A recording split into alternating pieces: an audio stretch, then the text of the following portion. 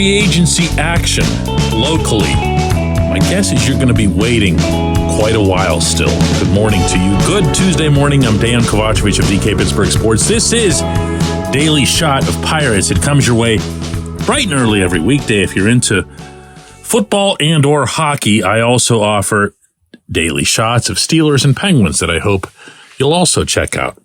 Gilberto Celestino, and I apologize if I didn't completely nail that name, was signed by Ben Cherington yesterday to a minor league deal. And I know, I don't care either. He's had some injury issues over the past year, spent a couple of cups of coffee with the Twins in a couple of years before that. He's 24 years old. I don't care. But that's been it. Okay? That's all that's happened since Major League Baseball opened up its free agency period a couple of weeks ago. That's it. That's it. And this is the year, remember, that they're going to spend, that they're committed toward competing, toward contending.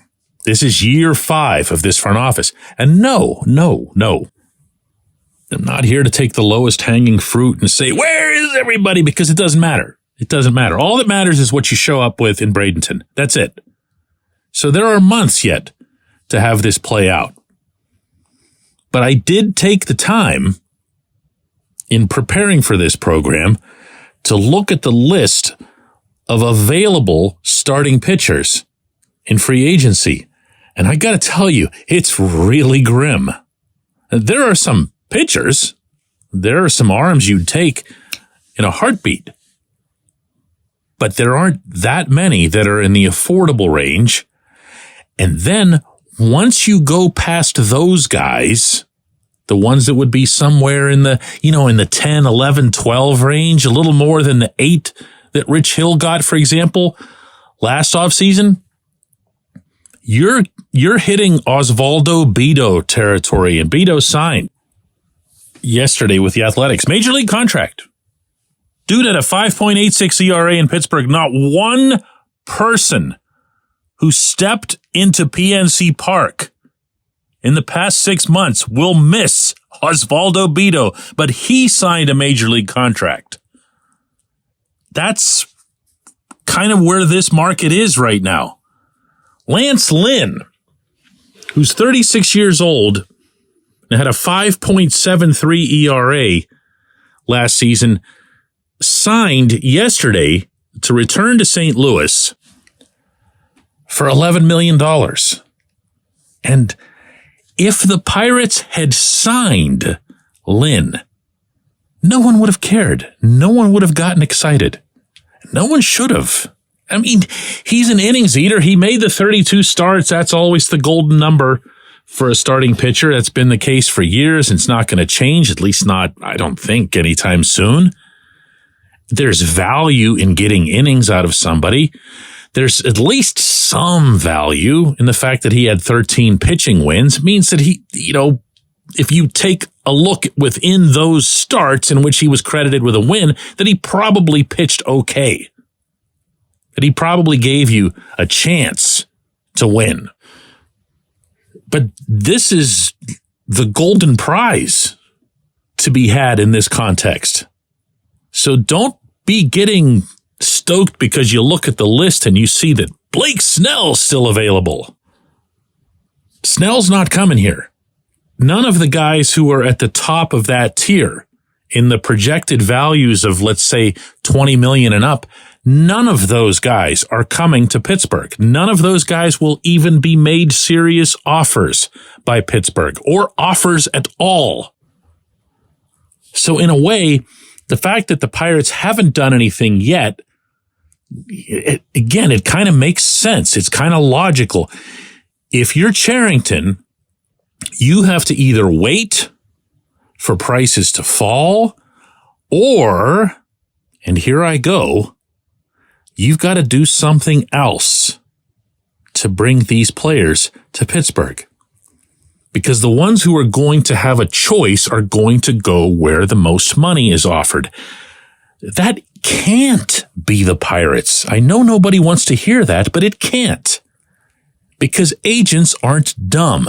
And all they do with an offer that they get from the Pirates is to go back to one of the teams that has $1 zillion to spend and say, hey, the Pirates just offered us $15 million for our guy. You give us 16 and he's yours. And they can do that into infinity, and they have done that. The example that I often cite is that of Jay Happ. A lot of people gave the Pirates, specifically Bob Nutting, as if he's even involved in this sort of thing, which he's not.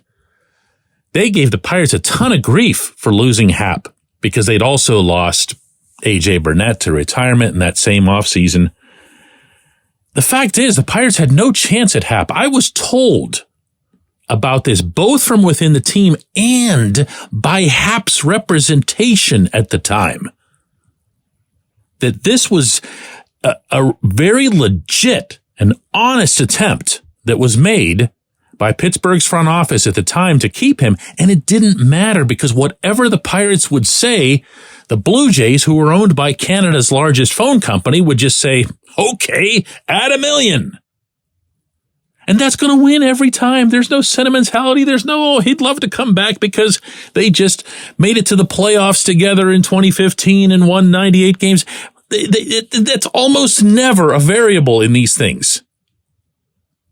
When you're on the open market, you as an athlete and your representation are constantly mindful of the fact that this is your chance. This is what you worked toward in terms of income for you, for your family, to pass along to your kids, for investments and whatever else here.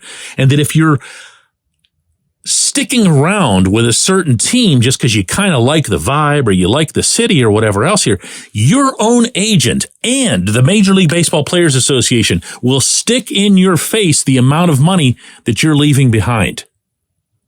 They'll show it to you. They'll say, this is what you're doing, and you're doing it to your kids, you monster. You get the idea. That actually happens. So this isn't going to be a situation where the Pirates outspend anybody. It's going to have to be a situation where they make trades. And when you make trades, you've got to give up, obviously, to get. And to me, that means giving up some younger talent, whether that's in the minors or whether that's already in Pittsburgh. That's how I see this playing out if you're going to get starting pitchers who are more impressive than Lance Lynn. When we come back, J1Q.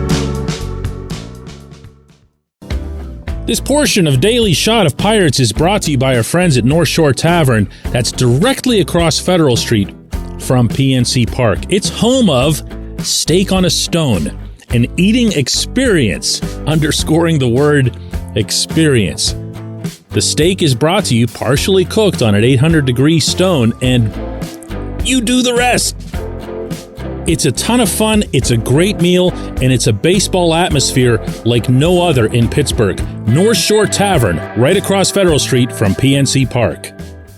Your front door, your car, your bike, your computer, your gun.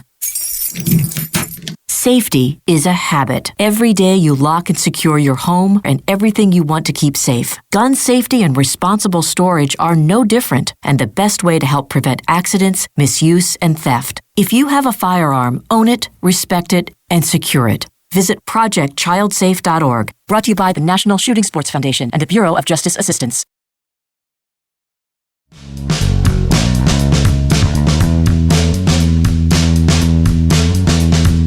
Today's J1Q comes from Keith, who says, DK, isn't the most terrifying thing about Paul Skeens that there's a legitimate concern that the coaching staff completely screws him up, making the investment in him worthless?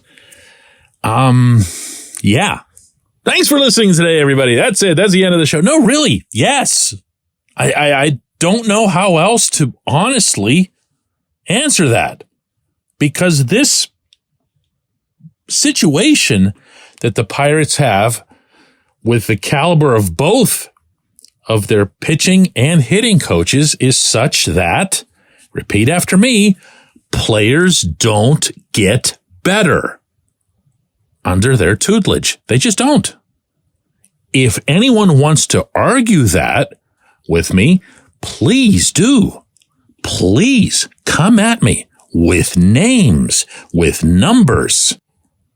Even with examples like so-and-so improved his changeup under Oscar Marin, or so-and-so learned how to pitch out of tougher situations from Marin, or so-and-so ramped up his velocity under Marin because of Marin's vast knowledge of biomechanics, one of the main reasons he was hired from Houston. Come at me. Bring it. Come with all guns loaded on this front. But you won't. Because you can't. Because it's not the case. Not for either the pitching or the hitting coaches. And that's a massive problem that this organization refuses to even acknowledge, much less address. So now here you are entering a season in which Skeens, the number one overall pick in the draft, a pitcher so talented, so poised, so everything, that there were people saying while he was at LSU that this was the best pitcher to come into any draft since Stephen Strasburg. And I will remind you that Garrett Cole came through the draft since Stephen Strasburg. A lot of really, really, really, really good pitchers have come through the draft since Stephen Strasburg. And they're going to let this kid get taught, instructed, influenced, altered, who knows what, by someone who, and I say this with no malice, dude's a really nice guy, Marin, but someone who has a track record of improving no one, and in fact has had precisely the opposite effect on Rowanzi Contreras and Luis Ortiz and Quinn Priester and a lot of other players who had been seen as having talent, and then poof, they're just gone. They're just gone. Like magic, they're gone. Where did they go? I don't know. Why? Because they send them back to Indianapolis, because it's clearly something that they did wrong or something that's a shortcoming on their end. They're not in Pittsburgh anymore. Out of sight, out of mind. If you don't see them, you won't complain about them. You'll forget about them, and you'll just worry about whatever Osvaldo Bido they happen to throw on the mound that night. This is a big, big, big, big, big issue for this franchise as a whole. Because you can't keep adding talent or adding even perceived talent and then just letting it fade away into nothingness and blame it on the prospects. I appreciate the question. I appreciate everyone listening to Daily Shot of Pirates. I'm going to do another one of these tomorrow.